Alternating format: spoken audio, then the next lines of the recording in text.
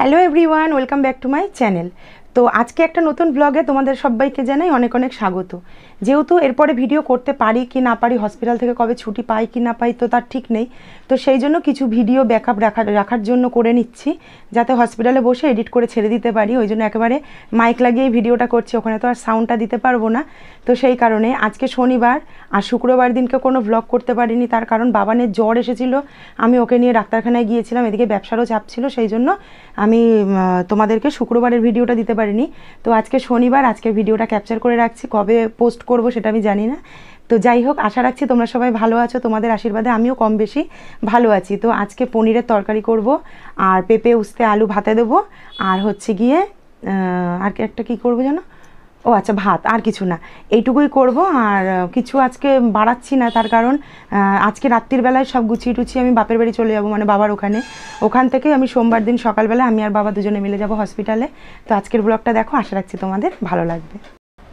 এখানে পনিরগুলোকে এইভাবে টুকরো টুকরো করে কেটে নিয়েছি, বাবানের জন্য এখানে কিছুটা ফল কেটেছি, আর আলু হচ্ছে পেঁপে সেদ্ধ, আর পনির বানাবো হচ্ছে এই সমস্ত ভেজিটেবলগুলো দিয়ে। যেহেতু বাবানের হালকা জ্বর এসেছে, যাতে কিছু সবজি ওর সাথে পেটে যায় পনিরের সাথে, সেই কারণে এইগুলো কেটে নিয়েছি। চলো এবার রান্নায় যাই। সবার প্রথমেই জিরে, কাঁচা লঙ্কা আর নিয়ে নিয়েছি টমেটো, ওটাকে একটু বেটে নেব।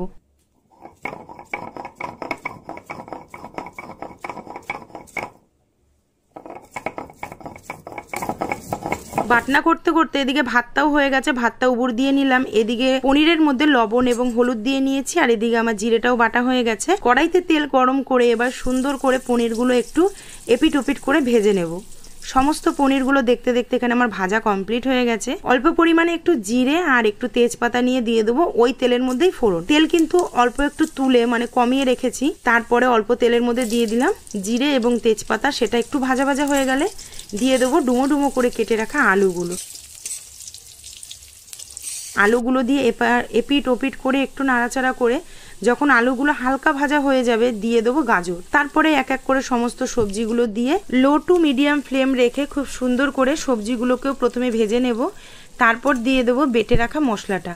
বেটে রাখা মশলাটা দেওয়া হয়ে গেলে তার উপরে দিয়ে দেবো টমেটো কুচি, আর দিয়ে দেবো পরিমাণ মতো লবণ এবং হলুদ গুঁড়ো দিয়ে খুব ভালো করে লো টু মিডিয়াম ফ্লেমে মশলাটাকে হালকা করে কষিয়ে নেব। তোমাদের সাথে কথা বলতে বলতে মশলাটা কষানো হয়ে গেছে, আর এখানে দেখো একদম দিয়ে দিলাম জল, পরিমাণ মতো জল দিয়ে ঝোলটা ফুটে ওঠার অপেক্ষা।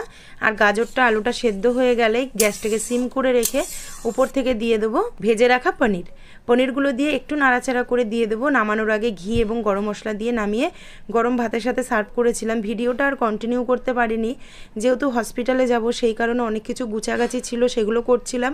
আর বাবানের জন্য জানি না কেন অতিরিক্ত খারাপ লাগছিল, যেহেতু ওকে ছেড়ে তো আমি খুব একটা কোনোদিন কোথাও থাকিনি, সেই কারণে আজকের ব্লগটা এখানেই শেষ করলাম। সবাই সুস্থ থেকো, ভালো থেকো, দেখা হবে।